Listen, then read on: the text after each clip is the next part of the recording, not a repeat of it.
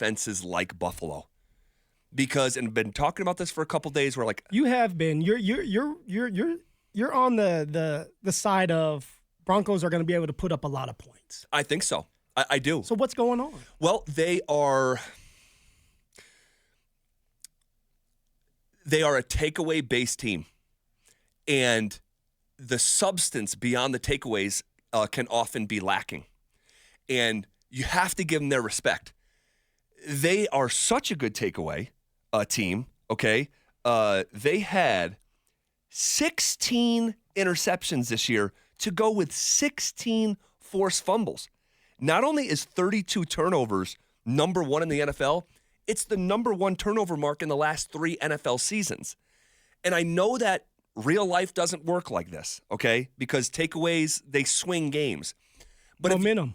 No doubt. But, and again, just to emphasize, I know life doesn't work like this. I know football doesn't work like this. But if you took away every takeaway, took away the 32 takeaways, and then looked at the other hundreds and hundreds of snaps that the Bills have played, the Bills are a bottom half defense without the takeaways. So the takeaways like props up their defense, and they deserve it. That's their identity, though. That's their their identity is taking the ball away, keeping everything in front of them, bending but not break. And it's like, hey, be patient. The offense will mess up.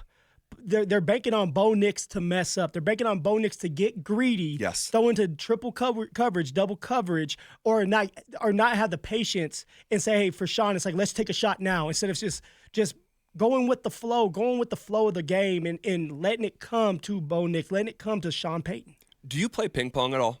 I have in the past. I used to do it all the time in the locker room. Okay. So we should play ping pong king one day. Does anyone call you that, or do you call yourself I'm like the king, that? Like the grill master, like the grill the master. Ping pong it's like king. Who calls you the grill master? There's nothing I can't do. So we'll have to play sometime. But my approach, I have two things in my game. I'm not great, but I'm solid, and I have a good first serve. And the other thing I try to do is just get it back across the net.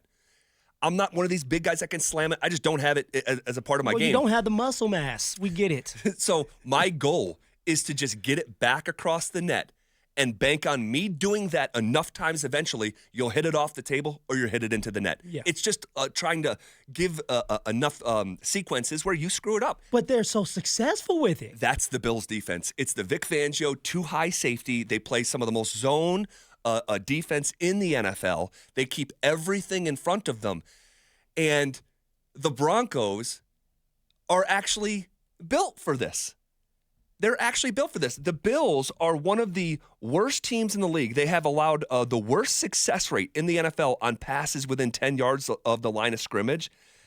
And they're built to take away explosives and like we talked about, force the offense to slowly work their way downfield.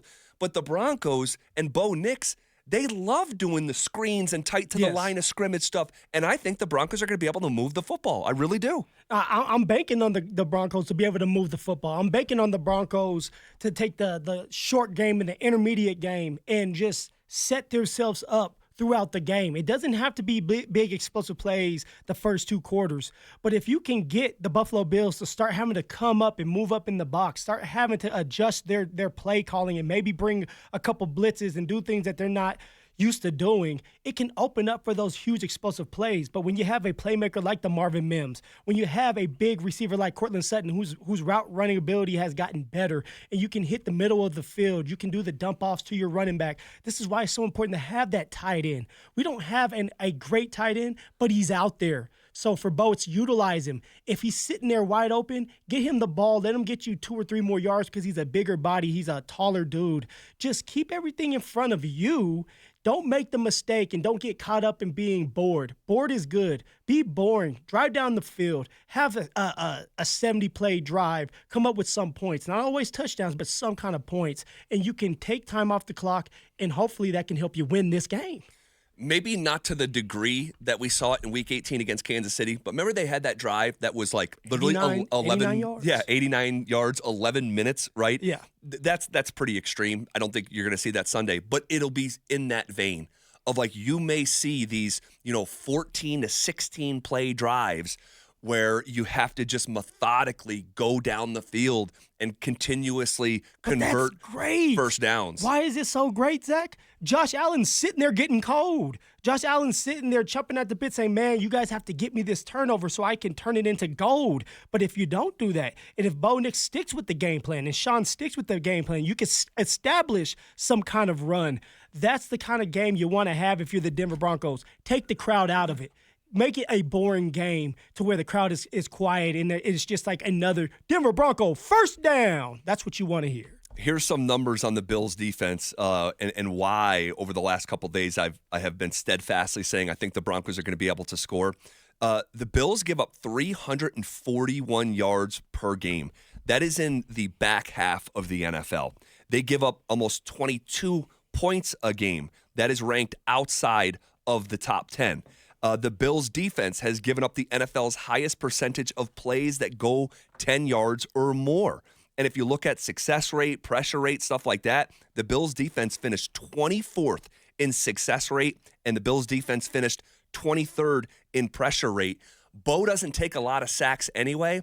A major advantage, I think, in this football game, in addition to Sean Payton over Sean McDermott, is the Broncos' offensive line against the Bills' defensive line. Highest paid offensive line in the NFL. And it's time to show their worth. It's time to show their worth in Buffalo. I think that's a big-time check mark in the trenches for Denver. Well, what do you mean by show your worth when it comes to the holding up in the pass game or just all around, just like you guys have to have a dominant performance? Because the Denver Broncos offensive line has been doing a great job in the pass game, and I thought it was going to be their weakest part of their game is holding up in the pass game. They're going to be great at running the football. That's not the case this year. But because the Denver Broncos offensive line has been so good, Bo Nix is able to eat when it comes to zone coverages. He's completing 71% of his passes when teams go zone on Bo Nix, which that's another great thing because guess what? The Buffalo Bills love to go zone. They want to go too high and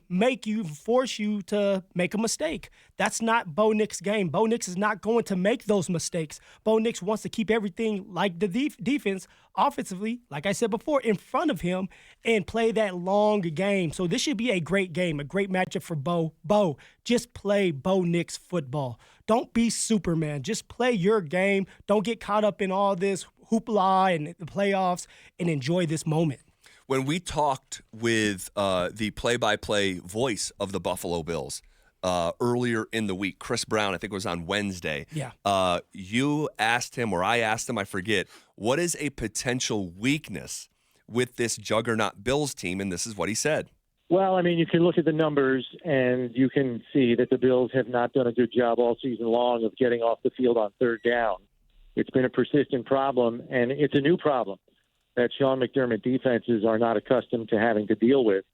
But it's undeniable. It's been there, and it's an issue. The equalizer has been their ability to take the football away.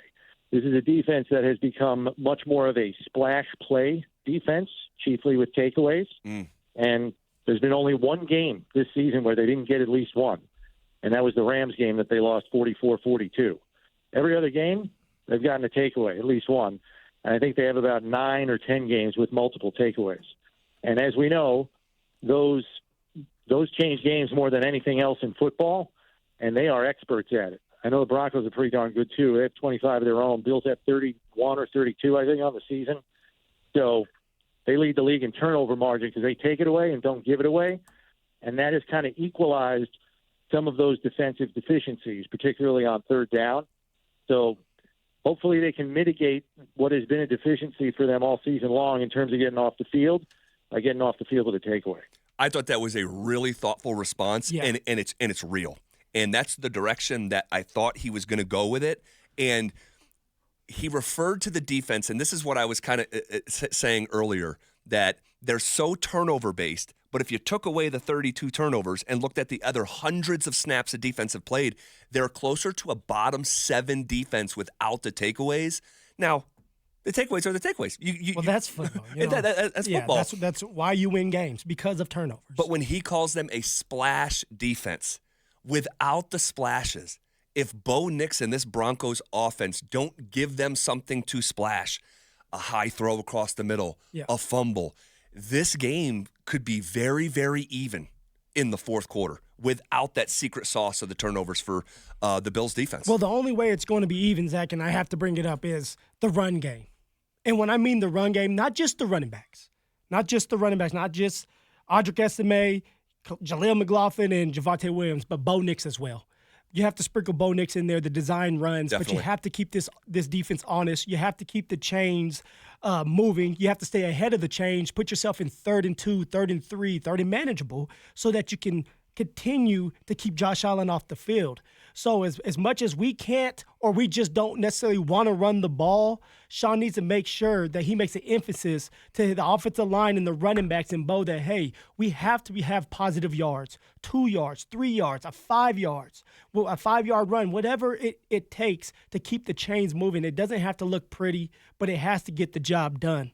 And if as long as it can get the job done, we'll stay ahead of the chains, and it would be a drive where it's 70 plays and a touchdown. And that's great because Josh Allen's sitting there mad because he has to sit there being cold for 5 minutes. Well, that's a tale as old as time. Keep that explosive offense off the field by being able to move the chains. And if it comes in the run game, I don't care